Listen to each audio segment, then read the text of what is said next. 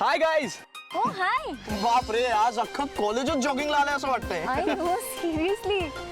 यार आणि आजकाल इतका उकाडा आहे ना. OMG, त्यात ना मला जळल्याचा वास येतोय. नाही, मला नाही येते वास. समीर, तो वास जो माणूस आग लावतो ना त्याला सगळ्यात आधी येतो. पहिला शब्द आय. तिसरा शब्द यू. दुसरा शब्द आय हेट यू.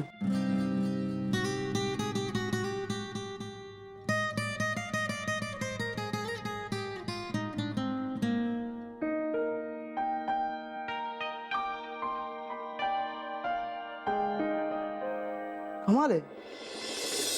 बरं झालं तू बोलत नाहीयेस त्याच्याशी. ते का? काय झालं? तुला माहित नाही त्या दिवशी कॅन्टीन मध्ये काय झालं? मी असे निघाले पार्किंग मध्ये, बघितलं दोघंही ते असे बसले होते माहिती. मी ऐकलं आपल्याबद्दल इतकं वाईट बोलत होते ना, मला इतकं डोक्यातच गेलं होतं. पण इतकं राग आला होता ना त्यांचा. मी तुला सांगते ना, फार वाईट वागले ते. सिरियसली? नाही तू बघच. मी ना मानसला याचा जाब विचारणार. कसा विचारणार? बोलत नाही आहेत ना तुम्ही? नाही त्याचं टेन्शन तू नको घेऊस. मी करेन ते मॅनेज. मजा बघच तू आता. येऊ देत त्याला. ते वर्षाशी काय घाबरायचं? ती काय करणार आहे? जाऊ दे रे, मी तर काय बोलणारच नाही. सोड ना.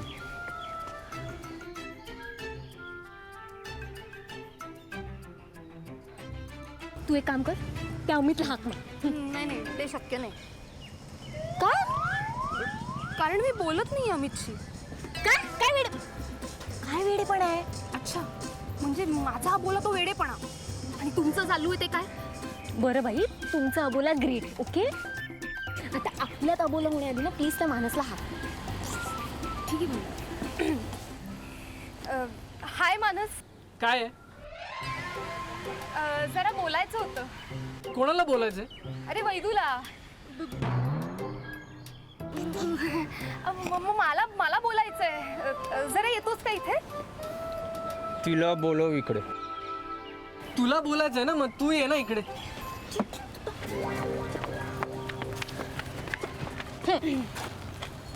काय ग वर्षा, काय झालं? सकाळी कोण काय बोलत होता? अगं काही नाही ग. सकाळी कोणीतरी केलेल्या उपकारांचे पाढे वाचत होते आणि मग नेमकी मी तिथे आले आणि ते ऐकलं. मग सांगता ना, आपण कोणाचे उपकार वगैरे ठेवत नाही. आणि गाडी पंक्चर झाली ना तर आपणही काढून देऊ पंक्चर. हे काढून देऊ पंक्चर. एक मिनिट. उपकाराची परतफेड वगैरे नकोय आम्हाला. आणि मैत्रीच्या बदल्यात मैत्रीच अपेक्षित आहे. आणि फुकट ॲटिट्यूड वगैरे तर नकोच. कळलं? ऐकलं ना तुम्ही? हे बघ अभि, कसं आहे ना, जसं समोरचा वागतो ना तसंच वागतो आम्ही. हो की नाही वर्षा? हो ऑफकोर्स. पण जाऊ दे, आपण का वेळ फुकट घालवतोय? आपल्याला समीरला भेटायला जायचंय ना. अरे हो ग, विसरलेच मी. अगं, आज तो म्हणाला की सगळ्यांना आईस्क्रीम पार्टी देणार आहे. तू काय सांगतेस काय खरंच? ओ हाऊ स्वीट. I know.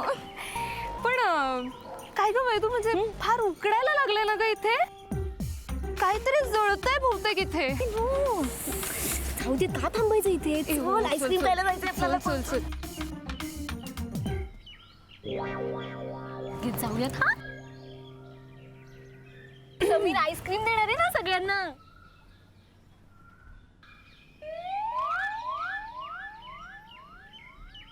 या मुली जरा वेडे असतात का रे? जरा. अब आगे आगे देखो होता है क्या. आगे क्या देखना है. हमने तो डिसिजन ले लिया है आणि तुम्ही फायनान्सर म्हणून पाठीशी उभे असाल तर आम्ही आणखीन विश्वासाने पुढे जाऊ ना. Yes sure. हो, या आठवड्यात नक्की भेटू आपण. Good day. बाय. हा तिवारी एक भन्नाट माणूस आहे बरं का. त्याला मी मिडास टच फायनान्सर असं म्हणतो. तो ज्या ज्या प्रोजेक्टमध्ये पैसे लावतो ना ते प्रोजेक्ट यशस्वी होतातच. Good chap. बरं, तू कशा करता आलास? काय काम आहे? हेच सर, फायनान्स बद्दल. अरे हेच मी आता तिवारीशी बोलत होतो. होईल सोय होईल. हे बघ, तिवारीने पैसे लावले की मिडास टच प्रोजेक्ट यशस्वी. पण अनिल, हे प्रोजेक्ट करताना मला एक गोष्ट नेहमी जाणवते. काय? अनिल, आपलं आयुष्य पण एक प्रोजेक्टच असतं रे. आव्हानं, जोखीम, जबाबदाऱ्या यांनी भरलेलं. आणि एखादा प्रोजेक्ट यशस्वी झाल्यावर जसा आनंद होतो ना, तसंच आयुष्याचं आहे. आणि दोन्ही यशस्वी करण्याकरता भरपूर मेहनत करावी लागते. अर्थात प्रत्येक प्रोजेक्ट यशस्वी होतच असं नाही, पण त्यात झालेल्या चुकांमधनं बरंच काही शिकता येतं. आणि त्या चुका टाळल्या तर भविष्यात सक्सेसची खात्री नक्की असते. हा, पण सक्सेसफुल प्रोजेक्ट मधनं मिळणारा यशाचा किंवा जबाबदारी पूर्ण केल्याचा आनंद वेगळा असतो, एवढं मात्र खरं. सध्या त्या ऑफिसमधल्या प्रोजेक्ट बरोबर माझे घरची 2 प्रोजेक्ट सुरू आहेत. घरी? हो, प्रोजेक्ट वैदेही आणि प्रोजेक्ट विक्रांत. अनिल, एक बाप म्हणून मुलांना वाढवणं म्हणजे प्रोजेक्टच आहे. पण तेही त्यांची आई नसताना. ती आव्हानं खूप मोठी आहेत. अरे, इथे निदान ऑफिसमध्ये तुम्ही सगळे माझ्याबरोबर आहात, पण त्या घरच्या प्रोजेक्टमध्ये मात्र आम्ही दोघेच, मी आणि विंदा काका. सर, असं का म्हणताय? म्हणजे तुम्ही आम्हाला घरच्यासारखं वागवता, वैयक्तिक आयुष्यात कित्येकदा मदतही करता, मग असं बोलून आम्हाला एकदम परक का करताय सर? तुम्हाला कधीही कुठल्याही प्रकारच्या मदतीची गरज लागली तरी आम्ही सगळे तुमच्या बरोबर आहोत सर. मला खात्री आहे अनिल, सध्या वैदेही आणि विक्रांतच्या आयुष्यातली एक महत्वाची फेज सुरू आहे, शिक्षण. एकदा का त्यांची आयुष्य मार्गी लागली ना, की माझा त्या प्रोजेक्ट मधला रोल संपेल. एक प्रोजेक्ट यशस्वी केल्याचा आनंद मिळेल, नाही का? आणि आमच्याकरता तुम्हीच मिडास टच आहात सर. त्यामुळे प्रत्येक प्रोजेक्ट यशस्वी होणारच. काय मग, काय म्हणताय तुझं लेटेस्ट प्रोजेक्ट? सध्या संप सुरू आहे. ताई दादू तुम्हें खिलाऊ मैंगो का आइसक्रीम रे, मैंगो का आइसक्रीम रे घ्या. Mango ice cream. मग अरे, घरचे आंबे वापरून केलेला आहे आईस्क्रीम. हा हा हा हा. बिंदा आजोबा, काय आईस्क्रीम आहे, एकदम झकास, प्युअर हापूस. हा, आवडलं ना? खूप थँक्यू. अरे, तुम्हा दोघांच्या पोटात घरचा आंबा गेला की मला आणि तुझ्या बाबांना, आम्हाला दोघांनाही बरं वाटतं. बरं, पण ताई, तुझं प्रोजेक्ट कसलं चाललंय ग? इंदाजोबा, प्रोजेक्ट म्हणजे नाटक. तुम्हाला माहिती आहे ना, नाटक सुरू आहे. हा उगाच आपली काहीतरी नावं सांगत असतो आणि बोलत असतो. बरं, पण ते नाटकात संप कसा काय झाला?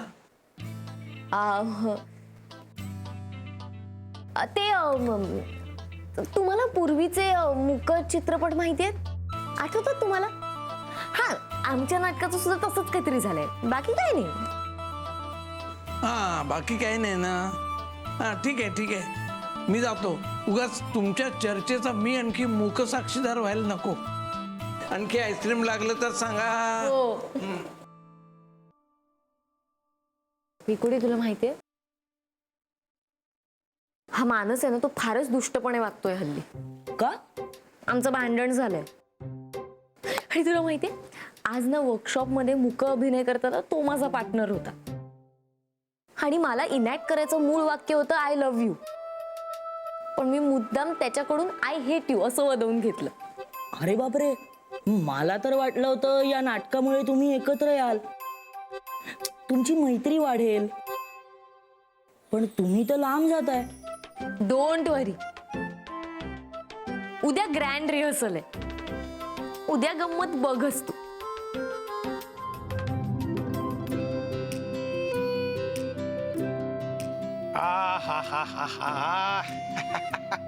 घरच्या आंब्याचा वास म्हणजे स्वर्ग आहे, स्वर्ग.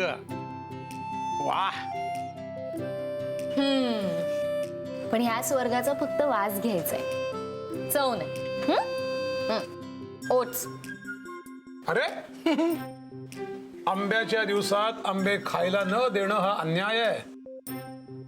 हे चालणार नाही. युअर ऑनर, काहीतरी सवलत द्यावी अशी विनंती आहे. आरोपीने काल चोरून खाल्लेल्या 2 आंब्यांची खबर कोर्टापर्यंत विश्वासू सूत्रांकडून आली. आणि ह्या घटनेचे साक्षीदार आणि पुरावे दोन्ही आहेत. त्यावर काय म्हणणं आहे आपलं? कॉफी उकळिंग, आय एम गोईंग. काय मग, झाली का ग्रँड रिहर्सल? उद्या आहे. अरे हो, उद्याची शोची तयारी सुरू आहे ना तुमची. तो संप एकदा मिटवा बुवा लवकर. संप? कसला संप? हो, यांच्या कॉलेजमध्ये काहीतरी ते मूकनाट्य वगैरे चालू आहे ना, तो संपच आहे म्हणे. मूकनाट्य? संप? वैदू, हे काय म्हणतायत? काय चाललंय काय? म्हणजे प्रोफेसर स्ट्राईक वर गेलेत का? काय झालं काय त्यांना? नाही म्हणजे ते नाटकाच्या टेन्शनमुळे ना काही मुलं एकमेकांशी नीट बोलत नाहीयेत. अरे पण टेन्शनमुळे न बोलण्यासारखं काय आहे? ऍक्च्युली पण बाबा तुम्ही नका ना टेन्शन घेऊ. डोंट वरी, आम्ही करू मॅनेज, होईल सगळं नीट. फक्त काही लोकांनी इतरांकडून चांगलं वागायची अपेक्षा करताना स्वतः कसे वागतायत हेही लक्षात घेतलं पाहिजे. माझ्या लक्षात आलंय सगळं, पण तू लक्षात ठेव, आपण आपलं चांगलं वागणं कधीही सोडायचं नाही. समोरच्याने कितीही वाईट वागू दे, आपण चांगलंच वागायचं, लक्ष द्यायचं नाही. तुझा हा गुण आणि स्वभाव ना मला खूप आवडतो. सकारात्मक. अर्थात त्यात माझा स्वार्थ आहे बरं का. स्वार्थ? तो कसा काय? हे बघ, आपण चांगलं वागलं की आपलं मन प्रसन्न राहतं, बरोबर? बरोबर. आणि आपलं प्रसन्न वागणं आपल्या भोवती अशी एक अदृश्य प्रभावळ निर्माण करतं. ती सगळ्यांना दिसत नाही, ज्याची त्याला जाणवत राहते. ज्याचं वागणं प्रसन्न आनंदी, त्याच्या भोवतालची प्रभावळ पण तशीच प्रसन्न आनंदी. आणि ज्यांच्या भोवतीची प्रभावळ अशी दुःखी वाईट असते ना, ती माणसं बघ कशी सतत चिडचिड करत असतात, दुसऱ्याला दोष देत असतात. आपल्याला अनेकदा भेटतात अशी माणसं. मी तर आजकाल छंद म्हणून लोकांच्या भोवतीची प्रभावळ ओळखायचा प्रयत्न करतो. खूप मस्त विचार आहे. मग आणि माणसाच्या भोवतालची परिस्थिती आणि त्याच्या भोवतालची प्रभावळ याचा परस्पर काही संबंध नाही. प्रतिकूल परिस्थितीमध्ये सुद्धा उत्तम प्रभाव असणारी माणसं असतात. नक्कीच. एक उदाहरण तर आपल्या घरातच आहे. आपल्या घरात कोण? नरेंद्र भाऊजी. तुला सांगायचं राहून गेलं, ताईंनी उसने घेतलेले पैसे ह्यावेळी सुद्धा नरेंद्र भाऊजींनी परत आणून दिले.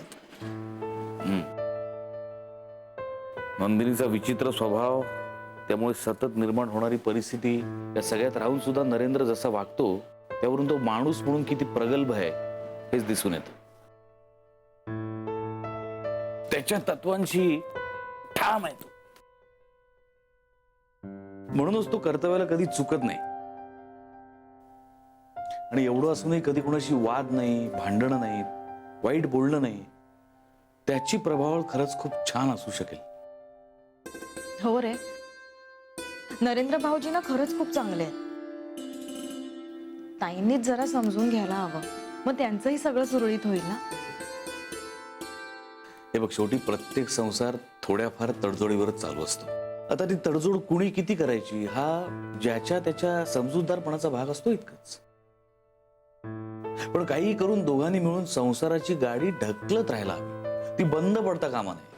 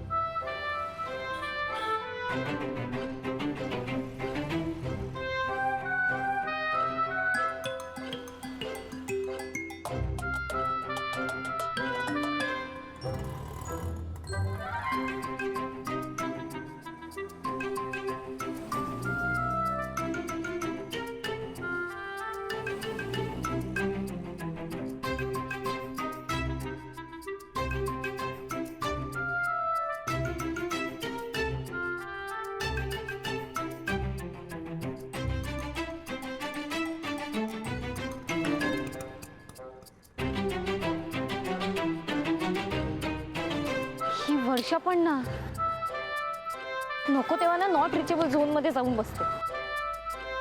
काय करू मी? रिक्षा चल.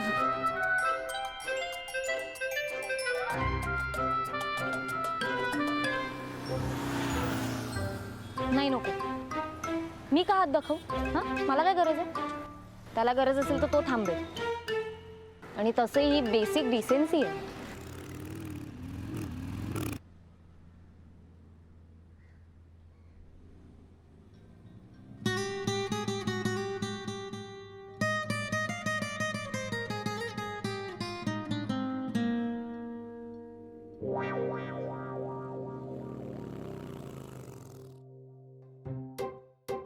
एकदम दुष्ट आहे हा मुलगा.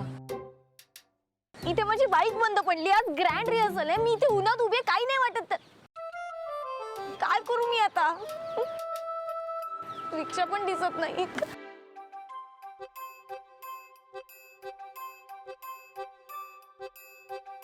हॅलो अमित, मी खरंच इतका वाईट आहे का रे? हो, खूप वाईट आहे. हिला अमित, वाईट असलं तर सर्टिफिकेटच मिळालं रे आज. ते पण मला सांग, आता आपण वाईट लोकांनी चांगल्या लोकांची मदत करायची का? ऑब्विसली, मुलं चांगली असो किंवा वाईट, सुंदर मुलींची मदत त्यांनी केलीच पाहिजे. हो, हे मला माहीतच नव्हतं रे. पण आता बाईक रिपेअर करायला वेळ नाहीये रे, मग आता काय करू मी? अशा बाबतीत ना काही लोकांना जरा डोकं कमीच आहे. काय करायचं माहितीये? बाईक बाजूला पार्क करायची आणि त्या मुलीला लिफ्ट द्यायची, आणि हा, संध्याकाळी सुद्धा घरी सोडायचं.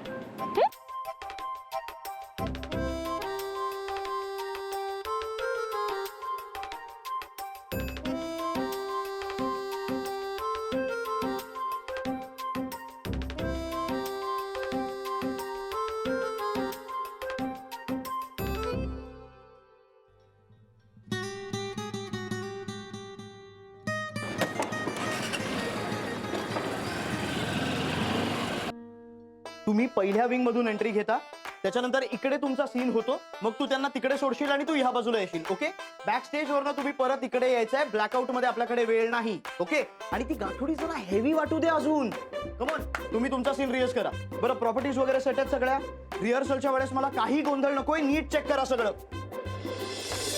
अरे मित्रा, तुला किती दिवस लागणार आहेत बॅलन्स करायला? घरी प्रॅक्टिस करायला सांगितली होती ना, नाहीतर स्टेजवर झाड पडलं आपलं. कमॉन सॅम, टेन्शन नको घेऊ, मी आहे ना. असं असणार आहेस तू? असं असणार आहेस तू? मित्रा, टेन्शन घे. टेन्शन म्हणजे एक एनर्जी बूस्टर आहे, माहितीये, एक गरम कॉफीच्या मग सारखं. टेन्शन घे. समीर, थँक्स तान्या. चल चल चल, बॅलन्स बॅलन्स, आणि सरळ उभा राहा. सरळ उभा राहा. ए अमित, हॅलो सर. काय मानस वैद्य कुठे? अरे ते ऑन द वे येतच असतील. येत आहेत ना? हा ठीक आहे. कम ऑन गाइस, आज ग्रँड रिहर्सल आहे. I want 70 mm performance. Come on guys.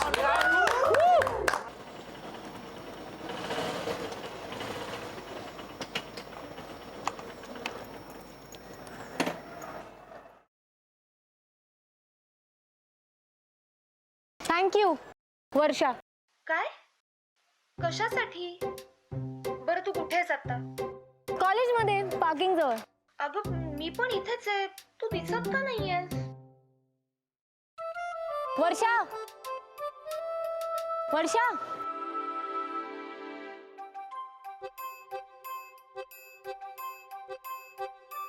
तुम्ही दोघं एकत्र? अरे बापरे. आणि थँक्यूची काय भानगड आहे? ते कोणी कोणाला लिफ्ट दिली की थँक्स म्हणायचं असतं. बेसिक मॅनर्स आहेत, म्हणजे म्हणून म्हणाले. आणि उगा चान्स नको ना कोणाला नावं ठेवायला. पण उगाच उपकार घ्यायचेच कशाला कोणाचे? तू मला फोन का नाही केला? केला होता, 3दा केला होता फोन, पण तुझा फोन लागला तर ना. सॉरी यार. पण हे बघ, यापुढे लक्षात ठेव, कोणाचाही उपकार घ्यायची गरज नाहीये. ए वर्षा, उपकार नाही, काही गोष्टींना कर्तव्य म्हणून कराव्या लागतात. अच्छा, म्हणजे तू मनाविरुद्ध लिफ्ट दिलीस तर? असं कुठे म्हटलं मी? वर्षा, राहू देत ग. तुला माहितीये ना, काही लोकांच्या ना मनात सगळं असतं पण समोर बोलत नाही. आता तो चिठ्ठ्या देणारा मुलगा कविता करतो, फोन करतो, पण समोर बोलत नाही, घाबरतो. खरे पण ते तर काहीच नाही वैदू. अगं काही लोक तर नाटकात सुद्धा बोलायला घाबरतात. वर्षा, असं बोलतात का कोणाला? हा, अरे आपल्याला काय करायचं? सोड ना, आपल्याला खूप काम आहे. आपण जाऊया त्याच्यासोबत. आपल्याला फोन करायचं तर परत कर. बाकीचं माहित नाही, पण नाटकाचं आता तुम्ही बघाच. आज ग्रँड रिहर्सलला ना माझं पोटेन्शियल दाखवतो तुम्हाला.